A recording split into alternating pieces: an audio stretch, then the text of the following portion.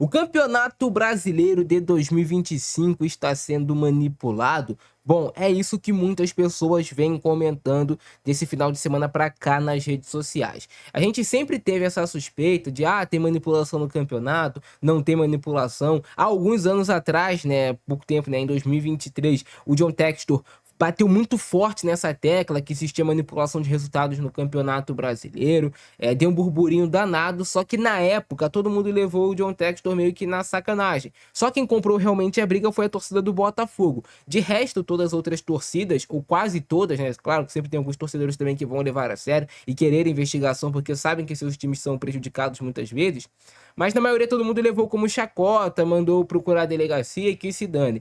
E agora estão acontecendo novamente erros de arbitragem nesse Campeonato Brasileiro de 2025, que vem sendo decisivos ali na tabela de cima, na tabela de baixo do Brasileirão e até ali no meio da tabela. Em praticamente todos os jogos tem erros de arbitragem. Então no vídeo de hoje eu vou te mostrar todos os supostos erros de arbitragem dessa rodada e a gente vai ver realmente se a arbitragem errou ou se acertou. Lembrando que eu vou dar a minha opinião aqui extremamente imparcial. Então eu vou falar o que eu realmente acho, o que eu acredito, o que eu entendo da regra e é a minha opinião. É claro, você pode ter uma opinião diferente, isso é normal. Então separei todos os lances polêmicos. A começar pelo lance do jogo do Grêmio contra o Bragantino. O pênalti marcado do Marlon, lateral, no chute ali do Praxedes do Bragantino.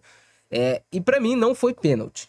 Por que não foi pênalti? O braço do Marlon tá grudado no corpo, cara. Se ele tivesse com o braço em um movimento não natural, ou se ele tivesse com o braço não procurando colar ele no corpo, realmente tirar esse risco do pênalti, teria que ser marcado o pênalti, obviamente. Mas o braço dele tava mais colado no corpo, então pra mim não foi pênalti. E é um lance que determina o resultado final da partida. O Bragantino acaba vencendo por 1-0, um jogo que seria 0-0. Então era mais um ponto pro Grêmio, somente um ponto pro Bragantino e não 3 pontos pro Bragantino. Então isso já vai mudando a tabela do Campeonato Brasileiro, é bem verdade. O Marlon fez uma reclamação muito forte em relação à arbitragem, que foi bastante compartilhada por todas as torcidas do futebol brasileiro. Ainda no sábado tivemos mais um jogo polêmico. O Internacional venceu o Botafogo por 2-0 no Beira-Rio, mas enquanto o jogo estava somente 1-0 para o Internacional, tem um lance de um pênalti no Arthur Cabral, que na minha opinião também é pênalti, porque o mercado do Internacional, o zagueiro no caso, ele não disputa a bola em momento algum com o Arthur Cabral. O único objetivo dele era de puxar, de segurar o Arthur Cabral,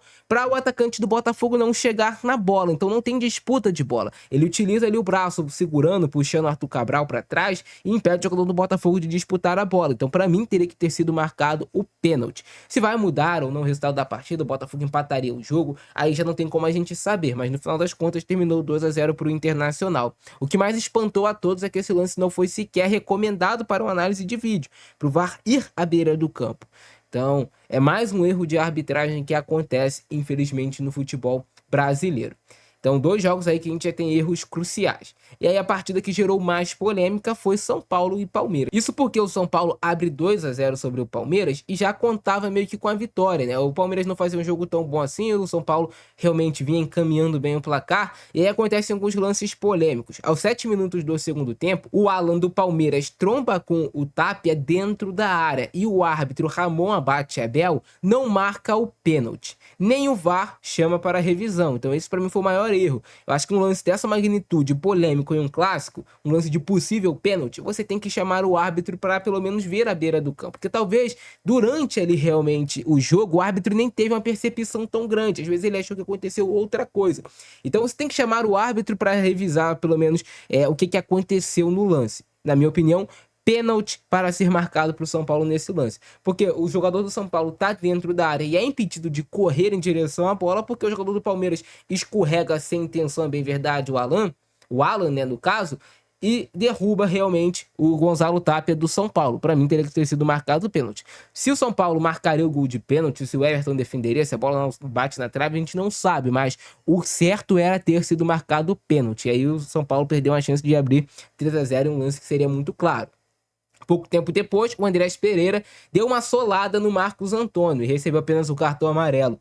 e muitas pessoas acharam que foi para expulsão. Eu revi várias vezes esse lance e, na minha opinião, não foi para expulsão, foi realmente lance de cartão amarelo. Porque se você pegar só o frame parado da imagem e colocar o Andrés Pereira na canela realmente do Marcos Antônio, vai parecer que é para expulsão, mas você soltando o lance para você ver, tu vê que ele até pega na canela, mas era um lance que o Andrés Pereira tava com a bola dominada, o Marcos Antônio rouba a bola dele e o pé do Andrés Pereira sobra ali no Marcos Antônio. Mas detalhe, o Andrés Pereira não foi na maldade, porque ele até baixa o pé, cara, ele não mantém o movimento, realmente para não lesionar o jogador do São Paulo. Na minha opinião, o árbitro acertou em dar somente o cartão amarelo nesse lance. Tô buscando aqui ser justo para vocês.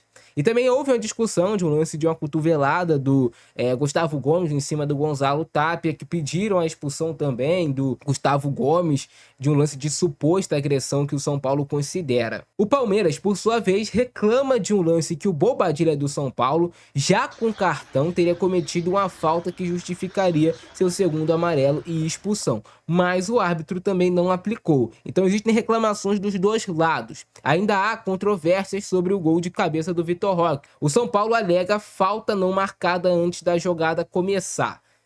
Então tem muitos questionamentos sobre esse jogo. O Ramon Batiabel já foi afastado porque realmente teve uma série ali de erros, né? O erro mais grave é o pênalti não marcado para o São Paulo. Ali, cara, era inquestionável. Os outros lances são discutíveis, mas do pênalti é inquestionável. Os outros vai de opinião, pra mim é expulsão, pra mim é amarelo. Isso aí é de opinião. Eu acho que o futebol brasileiro, mas o futebol comum, teria que ter um critério muito objetivo. E você seguir esse critério em todos os jogos. Porque se você seguir esse critério em todos os jogos, provavelmente, cara, vão parar as reclamações dessa maneira que é. Pô, expulsou nesse lance aqui, expulsou no outro lance. Porque às vezes são dois lances iguais, em uma partida você expulsa, na outra partida não. E aí gera toda essa polêmica.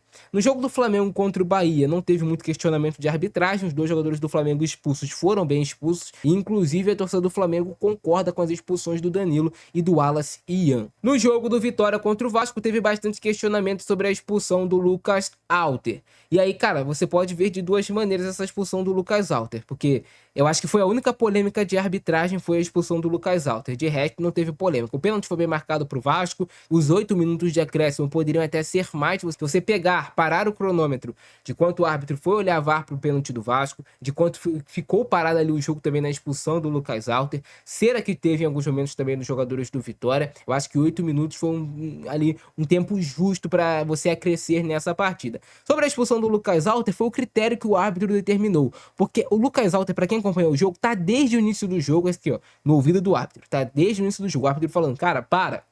E aí o Alter reclama muito sobre o lance do pênalti, ele dá o cartão amarelo. Na sequência, o Lucas Alter empurra o Paulo Henrique do Vasco. E aí o juiz dá o segundo cartão amarelo para ele. Já tinha levado amarelo, levou o segundo amarelo, que no caso é o cartão vermelho. E aí você nem tem revisão do VAR.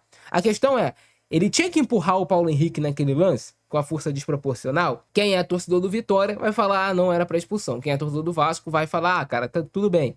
Ele deu o segundo amarelo nesse lance. Foi rigoroso? Foi rigoroso pra caramba. Não vou omitir pra vocês, foi extremamente rigoroso. Mas o Lucas Alter correu risco, né, cara? A partida toda reclamando, a partida toda buzinando no ouvido do árbitro. E ainda tem um lance daqueles. E pra finalizar, um lance em Sport versus Cruzeiro, que era um lance perigoso pro Sport. O jogador do Sport ia sair de cara pro gol. O juiz apita aí para a jogada. E aí tem todo um questionamento, o Sport já emitiu nota também, falando sobre o erro da arbitragem, que interferiu diretamente no jogo. A questão é, nossa arbitragem é muito ruim. Tem manipulação nesse Campeonato Brasileiro de 2025? Isso só Deus sabe, só Jesus Cristo sabe. Eu não tenho como saber, cara, não estou lá, você não está lá. Então não tem como a gente saber o que realmente acontece debaixo dos panos. A gente só espera que o Campeonato Brasileiro seja limpo e igual para todos os clubes. Eu torço muito para que não exista manipulação, cara, porque seria uma mancha gigantesca no futebol brasileiro. Eu torço para que seja a ruindade dos árbitros que erram jogo após jogo. E é isso. Esse é o nosso vídeo de hoje. Abração do Francesco. Nós fui.